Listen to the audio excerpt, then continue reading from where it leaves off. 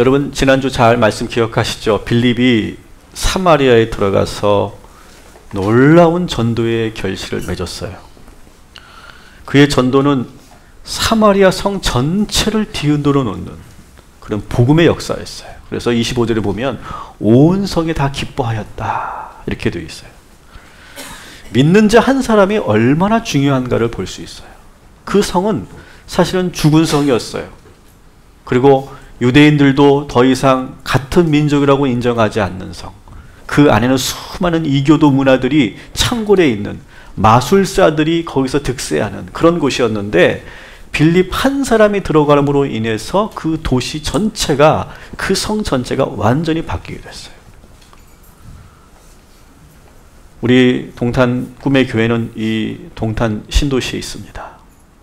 이 한 교회를 통하여 하나님께서 이 도시를 완전히 사마리아 성처럼 복음으로 기뻐하는 도시로 만들어 주실 줄 믿습니다. 이 한 사람의 능력이 그만큼 중요한 거예요. 아마 빌립도 사마리아에서 사역을 하면서 상당히 고무가 됐겠죠. 얼마나 놀랍겠습니까? 처음에는 사실은 피신한 거였습니다. 도망간 거였습니다. 그 박해를 피해서 더 이상 추격할 수 없을 사마리아로 쑥 들어간 거였어요. 근데 거기서 그냥 있을 수 없으니까 거기서도 주의 복음을 전한 거예요. 주의 복음을 전했는데 놀라운 일이 일어난 거예요. 아마 빌립이 아마 그런 생각을 했을까요? 내가 가면 확 뒤집어 놓을 거야. 내가 가면 완전히 이 성이 흔들리겠지. 복음의 역사가 나타나겠지. 그렇게 생각했을까요? 전혀 그렇게 생각하지 않았을 거예요. 그냥 일단 들어갔고, 그래도 내가 전도자니까 전도자로서 복음을 한번 전해야 되겠다라고 생각했는데 의외의 지금 반응이 일어나는 거예요. 그러니까 이 빌립도 너무 놀라웠겠죠. 자기 자신에 대해서. 나에게서 이런 능력이 나타날 줄은 전혀 몰랐겠죠. 그렇게 해서 하나님께서 이 도시 전체를 성시화시켜 나가고 있는 장면이에요. 예루살렘 교회에서도 주목하기 시작해요. 그래서 베드로와 요한이 직접 지원을 나오지 않았습니까? 지난주 보니까 직접 나와서 그 빌립의 사역을 더 불을 붙여요. 더 가세야 합니다. 그리고 아마 예루살렘 교회에서도 아주 기쁨의 소식이었을 거예요. 박해받아서 흩어져서 지금 교회가 줄어들어서 너무너무 힘들었는데 오히려 빌립의 소식을 들으면서 다시 힘이 났을 거예요. 그런데 오늘 우리가 눈여겨봐야 될 것은 하나님께서 그 이후에 빌립을 어떻게 인도하시느냐, 이걸 우리가 봐야 돼요. 오늘 말씀에서 우리가 눈여겨보게 되는 것은 전체 구절에서 보면 26절, 29절, 39절에 보면 동일한 그러한 내용이 나옵니다. 한번 같이 읽어볼게요. 주의 사자가 빌립에게 말하여 이르되 성령이 빌립더러 이르시되 주의 영이 빌립을 이끌어 간지라. 아멘. 자, 보세요. 빌립이 하는 게 아니에요. 지금 보니까 계속해서 주의 사자가 말하고 성령이 이루고 그리고 주의 영이 이끌어요. 빌립은요, 자기가 계획하고 자기가 준비하고 자기가 선택해서 움직인 사람이 아니고 성령께서 이끄시는 사람이었어요. 성령께서 지금도 이제 이제 사마리아 지역도 성령께서 이끄신 거거든요. 근데 이제 빌립에게 새로운 지역을 지금 이끄시는데 그때도 성령께서 이끄시고 있다라고 하는 것을 여러분 먼저 잘 눈여겨보시기 바랍니다. 여러분, 하나님은 분명히 사람을 통해 일하세요. 사람을 통해 일하시는데 어느 한 특정 사람을 통해 일하세요. 그래서 그 한 사람을 통해서 빌립처럼 상상할 수도 없는 그런 일들을 만들어내세요. 놀라운 그런 일들을 만들어내죠. 그런데 그때 그 일을 감당하는 하나님께서 들어쓰시는 그 사람이 잊지 말아야 될 것은 자기를 통해 놀라운 일이 일어날 때 착각하게 된다는 거예요. 자기도 모르게 내 자신을 드러내고 나의 능력이 뭔가 있어서 나에게 특별한 뭔가가 있어서 그렇게 되는 거라고 그렇게 착각할 때가 있어요. 절대 우리는 그런 착각하지 말아야 돼요. 또 그것을 바라보는 사람들도 어떻게 해야 되느냐, 야 하면 놀랍다 하면서 그 사람을 보는 것이 아니라 그 뒤에 있는 하나님을 보시기 바랍니다. 이것이 우리가 서로가 잘 돼야 돼요. 하나님께서 여러분들 각자를 들어쓰실 것이고 하나님께서 2018년도에 여러분들을 사용하여 주실 줄 믿습니다. 여러분이 상상하지도 못하는 일들을 여러분에게 맡기시고 그 일을 통해서 놀라운 기적이 나타나게 될 줄 믿습니다. 그럴 때 여러분 기억하세요. 내 뒤에 계신 성령님을 봐야지 내 자신을 보면 안 돼요. 여러분 마찬가지예요. 여기 이 앞에 서 있는 주의 종을 보지 마세요. 저는 믿습니다. 하나님께서 이 교회를 사용하실 것이고 이 주의 종을 주님께서 들어 쓰실 줄 믿습니다. 그런데 그 일을 통하여서 놀라운 일이 일어나더라도 사람을 보지 마세요. 뒤에 계신 하나님을 보세요. 하나님의 역사하고 계시는구나. 그것을 볼 수 있고 분별할 수 있는 건강하고 성숙한 우리 모두가 되기를 주님의 이름으로 축원합니다. 지금 성령께서 빌립을 이끄시고 계신 걸 우리가 알 수 있는데, 자, 어디로 이끌고 있는가? 26절을 같이 한번 읽어보겠습니다. 시작. 주의 사자가 빌립에게 말하기를 일어나서 남쪽으로 향하여 예루살렘에서 가사로 내려가는 길까지 가라 하니 그 길은 아니라. 아멘. 잘 보세요. 주의 사자가 빌립에게 사마리아를 떠나라 이렇게 말해요. 사마리아를 떠나라고. 근데 여러분 지금은요 사실은 사마리아를 떠날 때가 아니에요. 지금은 좀 더 남아서 더 확고하게 해야 될 때, 다져가야 될 때예요. 이제 막 불이 붙었으니까 이 불을 더 붙여가지고 더 견고하게 그곳에 교회를 곳곳에 세우고 거기 지도자들을 세우고 새로운 그런 일들을 막 벌려나가야 되는 그런 상황인데, 이상하게 지금 주의 사자가 성령이 지금 사마리아를 떠나라고 말해요. 근데 사마리아로 떠나는데 어떻게 떠나냐고 돼 있냐면 예루살렘을 경유해서 가사로 내려가라 이렇게 말해요. 근데 지도를 여러분 보시면 이 가사라고 하는 지역은 이렇게 되어 있습니다. 지도를 보시면 예루살렘에서 지금 바퀴를 피해 사마리아로 갔잖아요. 근데 사마리아에서 놀라운 역사를 이뤄냈잖아요. 근데 거기서 좀 머물면서 좀 더 해야 되는데 바로 또 곧바로 새로운 미션을 주시면서 예루살렘을 경유해서 가사로 내려가라 이렇게 되어 있어요. 이 가사는 오늘날 팔레스타인 지도로 보면 가자지구 정도 되는 곳이에요. 여러분 잘 알고 계시죠? 근데 이 가사라고 하는 지역은 이제 사막이 시작되는, 광야가 시작되는 그런 지점이에요. 다시 말하면 사람이 살 수 없는 곳으로 지금 빌립을 보내는 거예요. 여러분 생각해 보세요. 정말로 하나님께서 이 빌립을 잘 쓰시려면 이 한 사람으로 도시 전체가 흔들리고 도시 전체를 변화시켰던 사람이기 때문에 사실은 이 빌립을 사마리아에서 떠나보내려면, 다른 곳으로 가게 하려면 좀 더 전략적인 곳으로 보냈어야 돼요. 더 많은 사람들이 있는 곳, 더 수천 명, 수만 명이 있는 곳, 또 에베소나 고린도 같은 그런 아주 핵심적인 그런 전략적인 곳으로 빌립을 보내면 더 놀라운 복음의 역사가 나타날 수 있는 거 아니겠어요? 근데 지금 성령님은 사람이 살지 않는 광야로 지금 가라고 이렇게 몰고 가고 계세요. 아무리 생각해도 이것은 효율적이지 못해요. 그래서 오늘 제목을 저는 하나님 나라의 효율성 이렇게 불렀는데, 효율적이지 않아요. 우리 인간적인 생각으로는.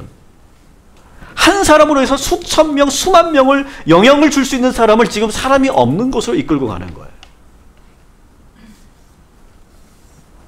여기서 저는 하나님의 중요한 메시지가 있다고 봅니다. 빌립이 사마리아에서 이룬 업적은 그게 한 게 아니라는 거예요. 빌립이 한 게 아니라는 거예요. 우리는 자꾸 사람을 보면, 야, 빌립에게 이런 능력이 있네? 자, 이 능력을 잘 활용해서 더 좋은 곳으로 보내서 이 사람을 통해서 뭔가 더 큰 일을 이루어내자, 이렇게 보는 거 아니겠어요? 근데 그렇게 보지 않는 거예요.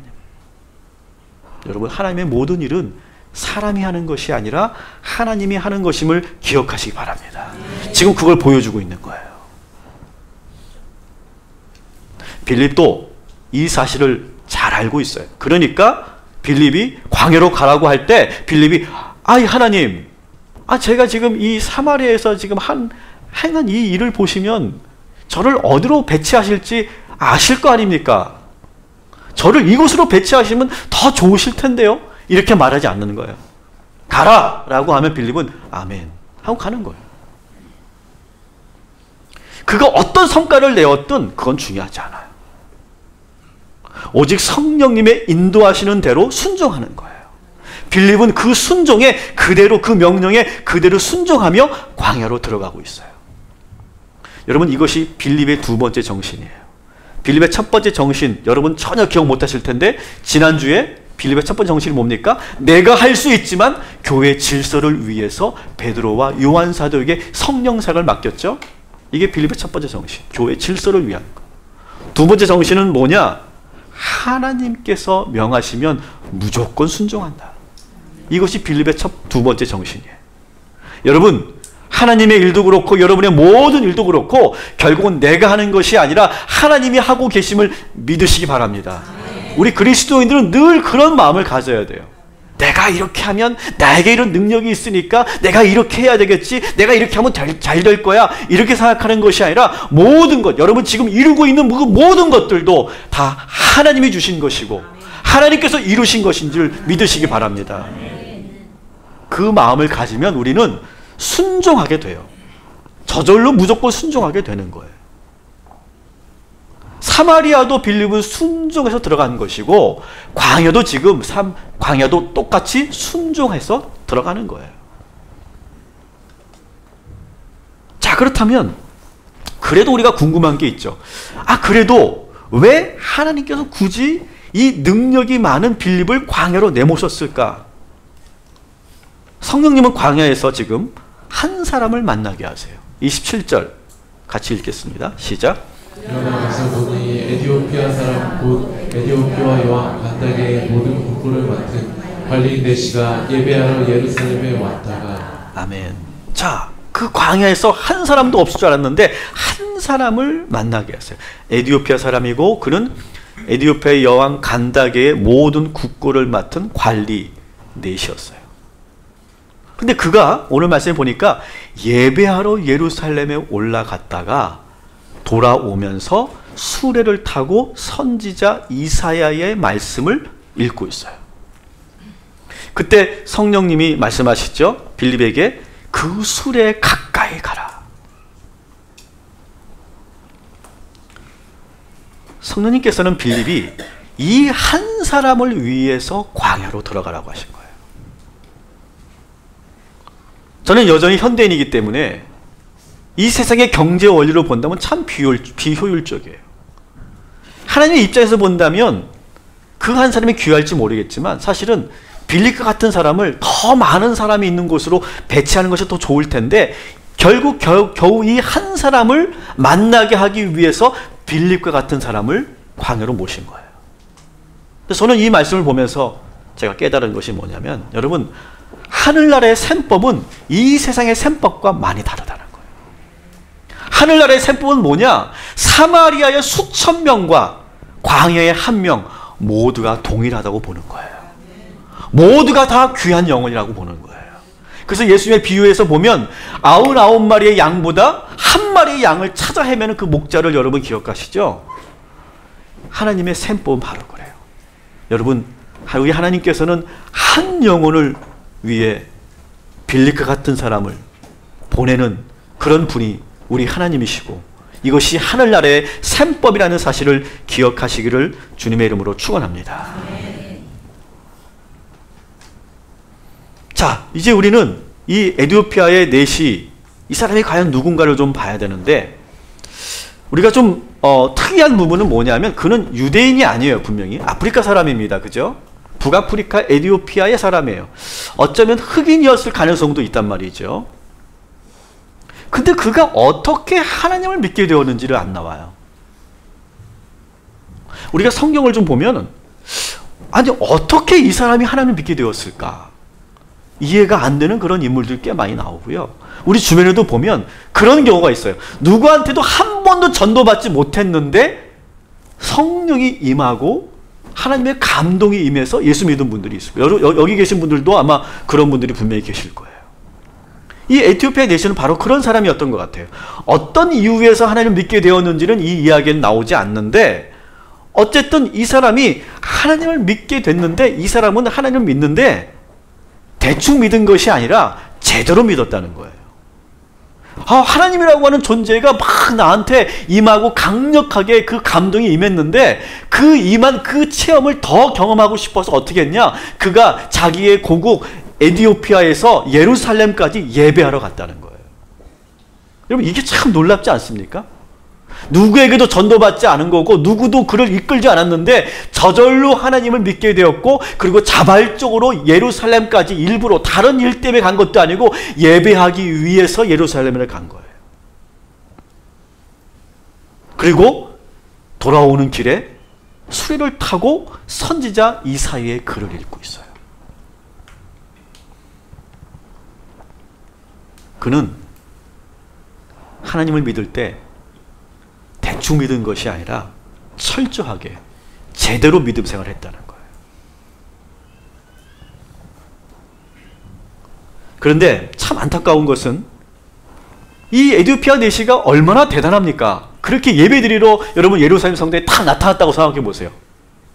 그러면 거기에 있는 그 유대인들과 종교 지도자는 어떻게 해야 돼요?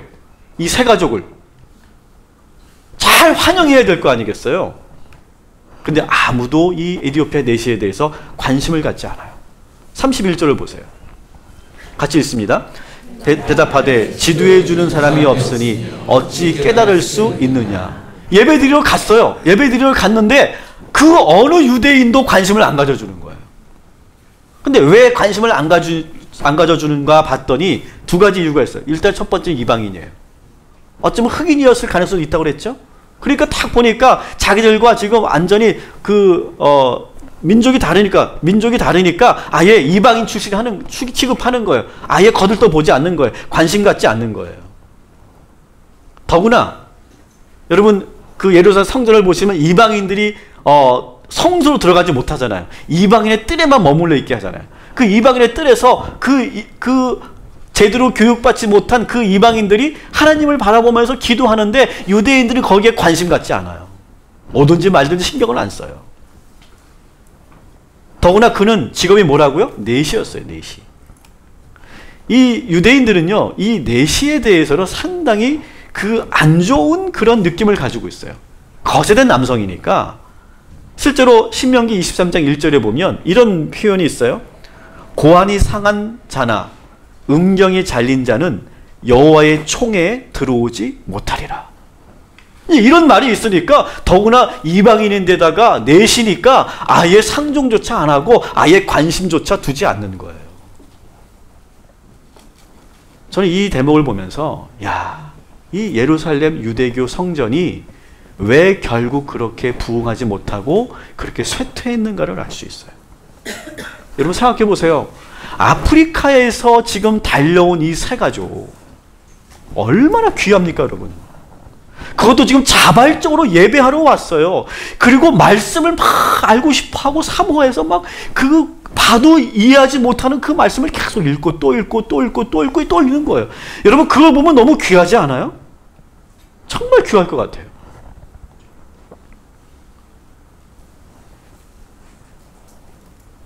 오늘도 이 자리에 등록하지 않고 이렇게 방문하신 그런 성도님들이 계십니다. 저희 교회 한 20분 정도가 매주 이렇게 등록하지 않고 많은 교회를 지금 이제 찾고 계시죠.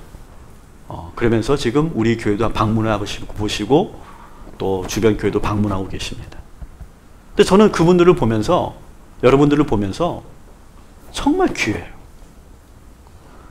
어쩌면 아직 교회가 정해지지 않았기 때문에 그냥 자유롭게 할 수도 있는데 빨리 이 교회를 정해야 되겠다는 그 마음, 그리고 주일은 내가 철저히 지켜야겠다는 그런 그 갈급함과 그 신실함, 그것이 있기 때문에 여러분이 이 자리에 오신 게 아니겠어요?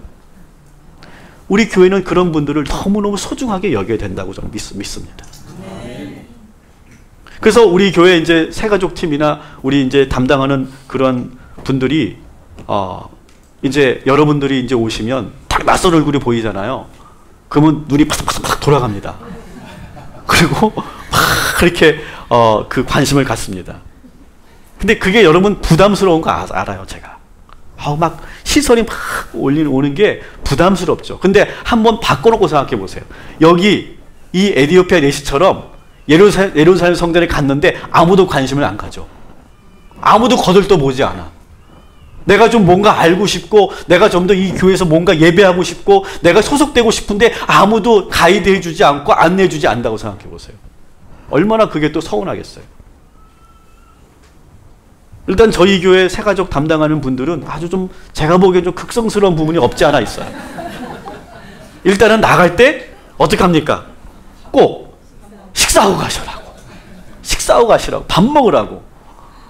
아 지금 빨리 가야 되는데 자꾸 잠을 땡겨요. 밥 먹으러 가라고. 밥 먹고 가자고. 그러면서 어디까지 쫓아가? 엘리베이터까지 쫓아가. 심지어 어느 권사님은 엘리베이터를 타 그냥. 그 엘리베이터를 타고 지하 2층 3층까지 내려가. 내려가면서 또 가만히 조용히 계신다 그 권사님이 뭐라고 하냐? 처음 오셨죠? 우리 목사님 설교 너무 좋죠? 그러면 그 자리에서 누가 싫다고 하겠어요? 누가 나쁘다고 하겠어요? 네. 그러면 또 거기서 적극적으로 쑥 들어가가지고 전화번호라도 주시면 주소라도 주시면 저희가 편지도 보내드리고 모두 해드릴 텐데 막 그렇게 상당히 부담스럽죠. 부담스러운 거 알아요. 불편할 수 있어요. 근데 한번 정말 바꿔놓고 생각해 보세요. 여러분들이 에티오피아의 넷이었다면 어떻게 생각해요? 유대인들이 거들떠 보지 않아. 형색을 보더니 뭐 우리랑 맞지 않는 사람이네 이렇게 생각하면서 무관심했다고 생각해 보세요. 얼마나 또 그걸 서운하겠어요. 저는 차라리 이렇게 적극적으로 우리 성도들이 오면 자 우리가 맞이하고 그리고 섬기는 것이 우리 교회가 해야 할 일인 줄 믿습니다. 자 보세요. 성령님은요 지금 이렇게 열심히 있는 이 에티오피아 넷이 세 가족이잖아요. 세 가족. 이 세 가족을 위해서 최고의 사역자 빌립을 1대1로 붙여주시는 거예요. 여러분 이게 비효율적이세요? 이게 비효율적일까요? 이게 계산적으로 보면 이게 안 맞는 걸까요? 하나님 보시기에 이게 너무너무 중요하기 때문에 수천 명을 이끌 수 있는 지도자를 그 한 사람을 위해서 보내는 거예요. 우리 교회는 그런 교회가 되어야 될 줄 믿습니다. 한 영혼을 정말 귀하게 여기고 소중하게 여기는 교회. 그리고 저는 여러분들이 2018년도 우리가 신앙생활 할 때 여러분 신앙생활에 대한 여러 가지 계획을 세우실 텐데 여러분 이 에티오피아 넷이처럼 예배의 열정을 가지고 그리고 말씀에 대한 간절함을 가지고 열심히 신앙생활하는 2018년도가 되시기를 주님의 이름으로 축원합니다. 따라합시다. 믿으려면 제대로 믿자. 여러분 뜨뜻미지근하게 대충 하지 마세요. 2018년도는 한번 제대로 한번 믿어보자. 한번 열심히 한번 믿어보자. 완전 말씀에 내가 완전 들어가 보자. 예배에서 내가 성공해 보자. 여러분 그렇게 한번 도전해 보시기를 주님의 이름으로 축원합니다. 지금 에티오피아 내시는 본국으로 돌아가면서 수레에서 막 이사야의 말씀을 읽고 있어요. 근데 이게 알아먹을 수가 없는 거예요. 아무리 봐도 모르겠는 거예요. 그래도 계속 읽고 또 읽고 또 읽고 있어요. 근데 여러분 이 에티오피아 내시가 정말 대단한 것은 이 성경이 어디서 났을까요? 이 이사야의 말씀이 분명히 양피지로 쓰여졌을 텐데 여러분 그 당시 이 양피지로 된 성경이 얼마나 비싼지 저희가 언젠가 소개한 적이 있었죠. 여러분 신구약 성경을 쓰기 위해서는 200마리의 양이 필요하다는 거. 그리고 그것을 이제 쓰기 위해서는 깃털 펜이 필요한데 그러면 수십 마리의 거위의 깃털이 필요해요. 그리고 18개월 동안 필경사들이 밤낮 가리지 않고 그걸 써야 돼요. 그리고 그 전체 성경을 제작하는 비용이 그 당시의 집값의 20%. 우리 동탄 저 뒤에 있는 하나 꾸미 그리는 얼마예요? 제가 안 살아봐서 모르겠는데 한 4억이라고 본다면 거기에 20% 얼마야? 8천만 원. 지금 그 성경 하나를 소장하기 위해서 이 에티오피아 내시는 엄청난 그런 비용을 지금 들여서 성경을 사고 그리고 지금 에티오피아에서 예루살렘까지 중요한 절기 때마다 계속 가서 예배 드리는 거예요. 그 교통비도 만만치 않았을 거예요. 여러분 하나님께서 왜 이 에티오피아 넷이 이 한 사람에게 관심을 가졌는지 이해가 되시죠? 이 사람은요 예배하고 말씀 보는데 자기의 전 재산을 들여서 최고의 가치로 여기고 그렇게 예배하고 말씀을 소장하고 있는 거예요. 따라합시다. 가치를 가져야 가치를 얻을 수 있다. 여러분, 가치 있게 여겨야 가치를 여러분 소유하게 되는 거예요. 아멘. 여러분, 똑같은 설교를 들어도 어떤 사람은 내 인생의 운명을 바꿔놓을 만한 설교다, 이렇게 듣는 분이 있고, 어떤 분은 그냥 와서 예배를 듣는데 30분 설교 중에 거의 15분은 졸다가는 분들이 있어요. 여기 한 명도 없어. 지금 방금 눈 뜬 사람도 좋은 거는 아니야. 생각하고 있었던 거예요. 여러분, 내가 어떤 가치를 두고 있느냐에 따라서 그만큼의 가치를 뽑아가는 거예요. 아멘. 저는 그런 경험이 있어요. 제가 코칭 강의를 제가 했었는데 한동안 한 사람은 제가 100만 원을 받았었어요. 제가 그런 사람이에요. 여러분, 강의하고 한 사람에게 100만 원 받아본 적 있어요? 저는 100만 원씩 받았어요. 근데 이런 경우가 있어요. 목사님들이 이제 제 강의를 듣는데, 목사님들이 사실은 뭐 경제적으로 어려울 때가 많잖아요. 그래서 저에게 와서, 그분 저를 너무 잘 아는 목사님이에요. 저희 동료 목사님이에요. 근데 목사님, 그래도 목회자 DC는 있죠? 이렇게 하더라고요. 제가 뭐라고 했을까요? 목사님, 없습니다. 목회자 DC 없습니다. 100만 원 내고 하세요. 되게 서운해할 줄 알았는데 그분이 정말로 내고 했어요. 근데 여러분, 그 100만 원을 내고 강의를 들은 분들이 어떻게 되는지 아세요? 한 사람도 40주 동안 한 번도 안 빠져요. 왜? 비싸게 냈잖아요. 기를 쓰고 오는 거야, 기를 쓰고. 무조건 오는 거야. 그냥 몸살에 그냥 그 전날까지 제대로 잠도 못 자고 먹지도 못하고 왔는데, 그래도 기어서도 오는 거예요. 왜? 아까우니까. 그리고 저를 통해 훈련받은 한 30-40명의 코치들 가운데는 지금 아예 저보다 더 훌륭한 프로 코치가 되신 분들도 있어요.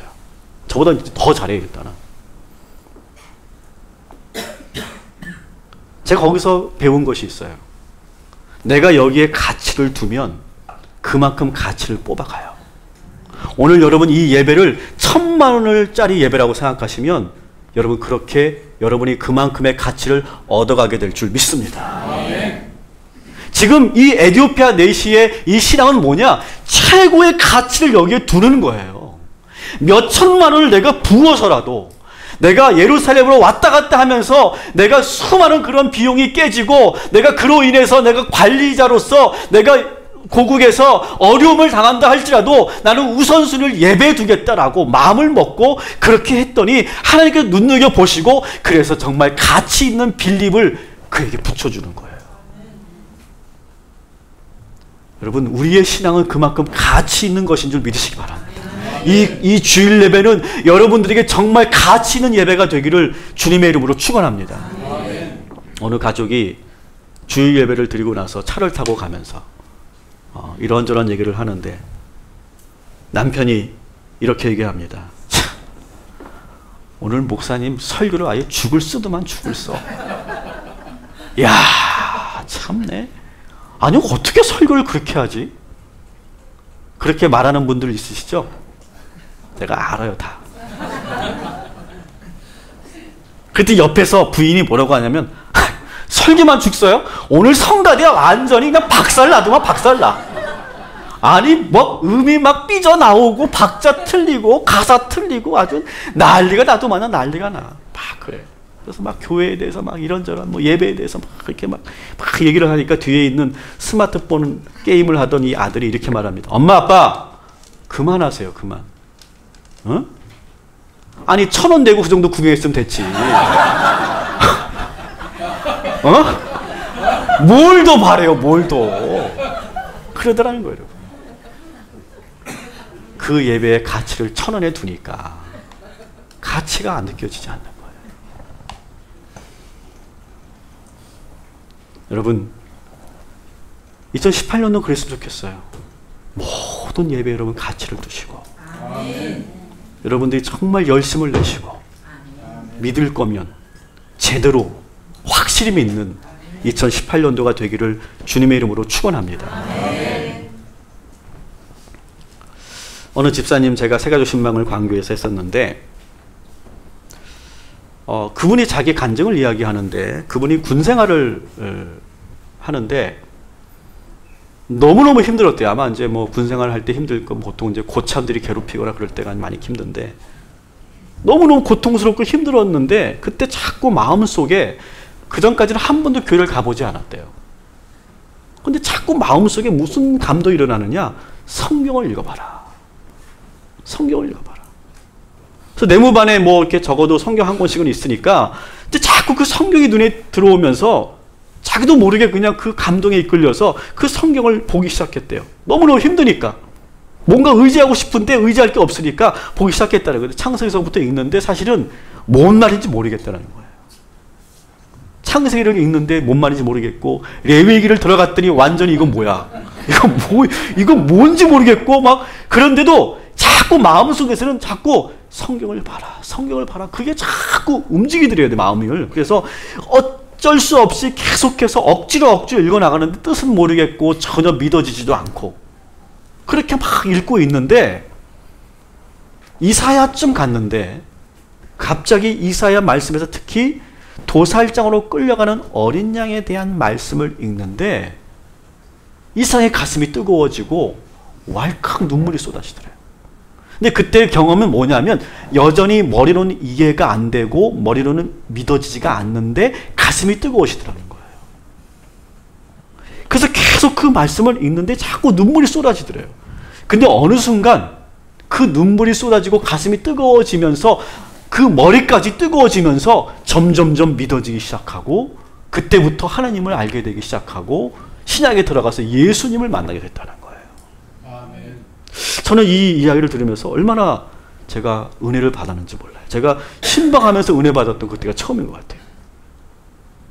은혜를 제가 받으면서 제가 그 얘기를 들었는데 제가 더 기가 막혔던 건 뭐냐면 제가 이 세 가지 신방을 할 때 제가 이렇게 항상 신방하기 전에 기도를 하고 하나님 이 가정에는 어떤 말씀을 주님께 주실 것입니까? 이렇게 제가 기도하고 가는데요. 그날 제가 준비한 말씀이 오늘 이 에디오피아 내시의 말씀이었어요. 세 가족 이야기니까. 그래서 제가 이 에디오피아 내시 말씀을 제가 준비하고 갔는데 그때 다 그 얘기를 하는 거예요. 이사야 53장 7절 8절 그 어린 양이 도살장으로 끌려가는 이야기를 들으면서 그 사람이 그 집사님이 막 가슴이 뜨거워지고 믿어졌던 이야기를 막 하는 거예요. 지금 오늘 이 에디오피아 내시도 어느 말씀에 탁 머무르게 되고 어느 말씀에 확 꽂히게 되냐면 오늘 바로 이 말씀이에요. 사도행전 8장 32절부터 33절까지 이것은 이사야 53장 7절 8절에 있는 말씀을 지금 에디오피아 내시가 읽고서 지금 정리한 내용이에요.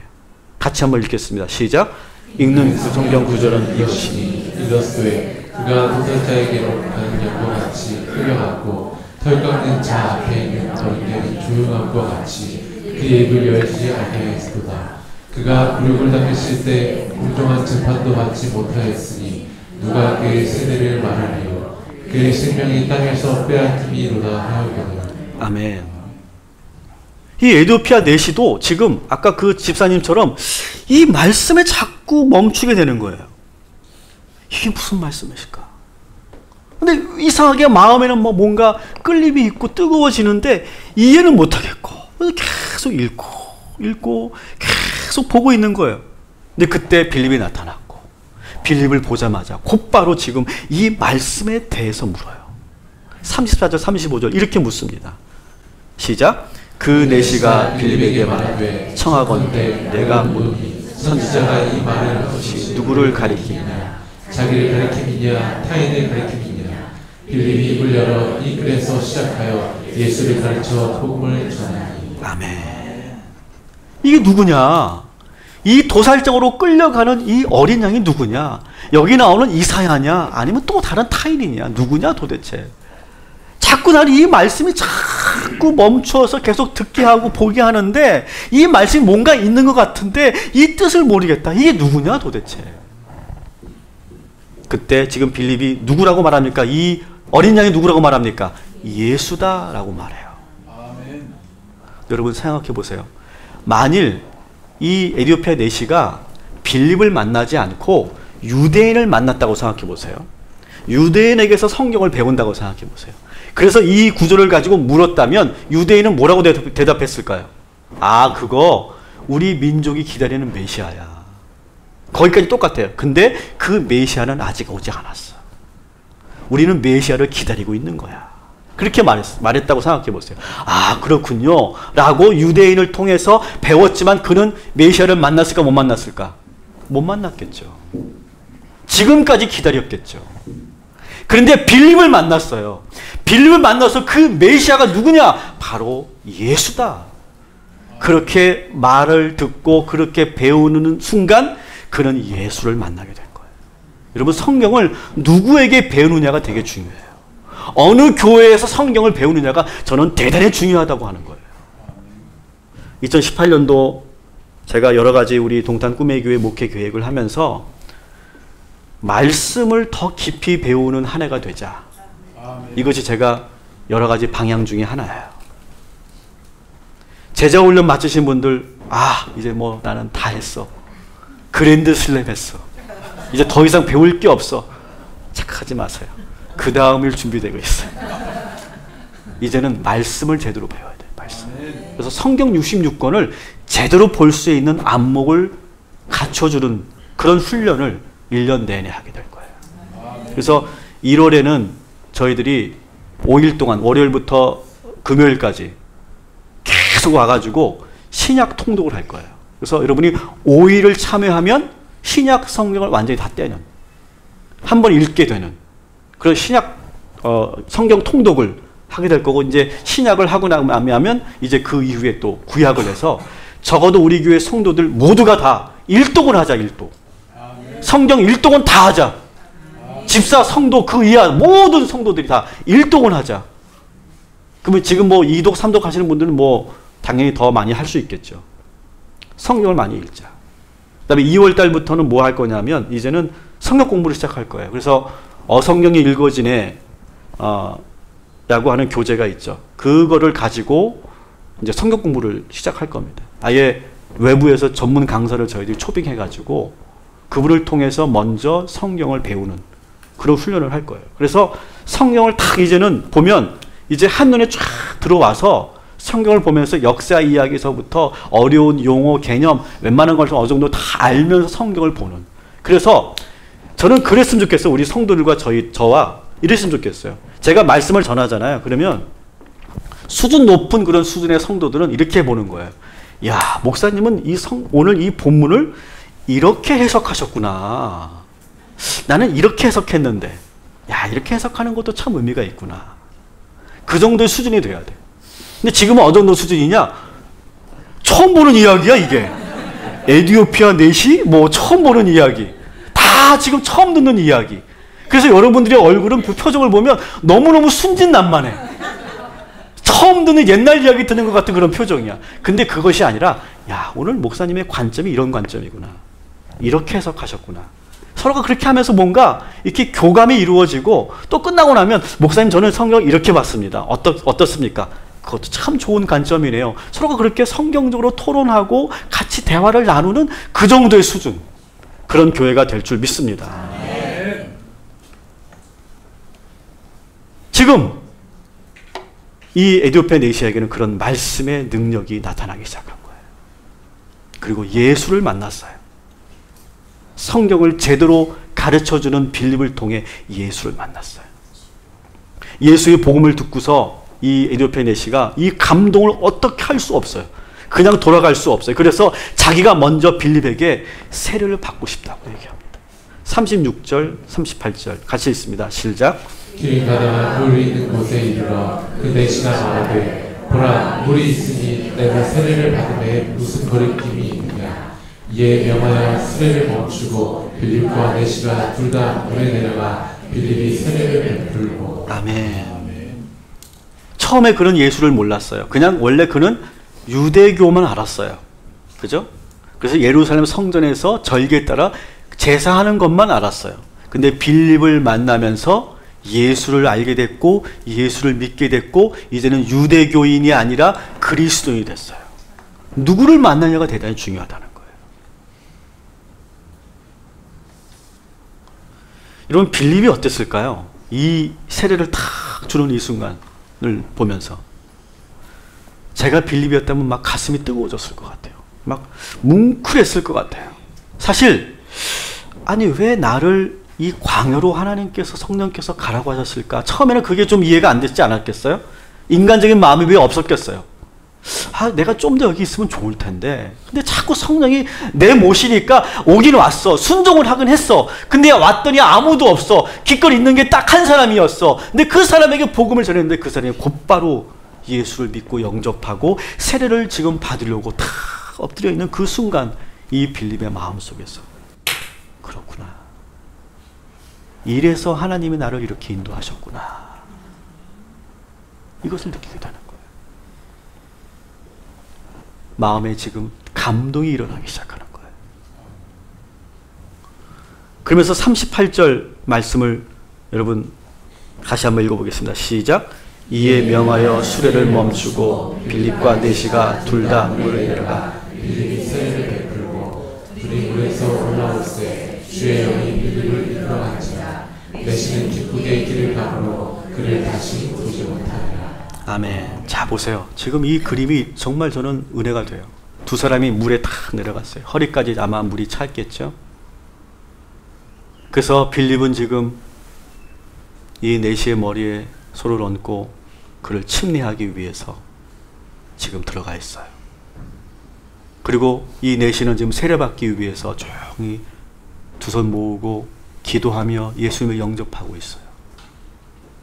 근데 지금 이 두 사람에게 동일한 지금 은혜가 임하고 있어요. 그 구절을 다시 한번 보여주시겠어요? 그 구절. 빌립에게는 주의 영이 임했어요. 그리고 네시에게는 뭐가 임했어요? 기쁨이 임했어요. 그래서 좀 전에 보여드린 그 그림처럼 빌립은 성령이 충만해졌어요. 그 물가에 탁 서는 순간. 네시는 뭐가 충만해졌어요? 기쁨이 충만해졌어요. 저는 이 장면이 너무너무 마지막 은혜가 되는데 빌립은요, 왜 성령 충만해지고 왜 가슴이 뜨거워졌을까요? 순종했기 때문에 그래요. 여러분, 순종하는 사람들이 경험하는 기쁨이 뭔지 아세요? 은혜가 뭔지 아세요? 처음에는 몰라요. 왜 나에게 이런 일이 일어나는지, 왜 나에게 이런 일을 시키는지 처음엔 몰라요. 근데 하여튼 우리 교회 성도님들은 좀 그런 훈련이 됐으면 좋겠어. 아멘 하겠습니다. 그리고 아멘 하는 거야. 근데 이건 좀 어렵다. 빌립이 생각하기에 왜 나를 이렇게 사마리아로 몰아가셨을까? 이렇게 생각하는 거예요. 근데 일단 순종하는 거예요. 처음에 순종하지만 그냥 하는 거예요. 아직 이유를 모르겠어요. 그런데 마지막 결정적인 순간에 이거였구나, 이거를 경험케 하시려고 나에게 이렇게 가라고 명령하신 거구나. 여러분, 그것을 여러분 한 번만 체험해 보세요, 여러분. 한 번만 체험하면요, 순종의 기쁨의 맛을 알면요, 순종의 능력을 알게 돼요. 여러분, 우리 교회 모든 성도님들이 2018년도에 그렇게 순종하면서 누리게 되는 그런 기쁨과 성령 충만을 경험하게 되기를 주님의 이름으로 축원합니다. 에디오피아 네시에게는 뭐가 있어요? 예배를 사모하는 마음, 말씀을 보고자 하는 마음, 그 갈급함, 그것이 막 있어요. 막 예배를 막 사모하고 갈급해 하는데, 그런 사람에게 어떻게 합니까? 하나님께서 그냥 내버려 두지 않으세요.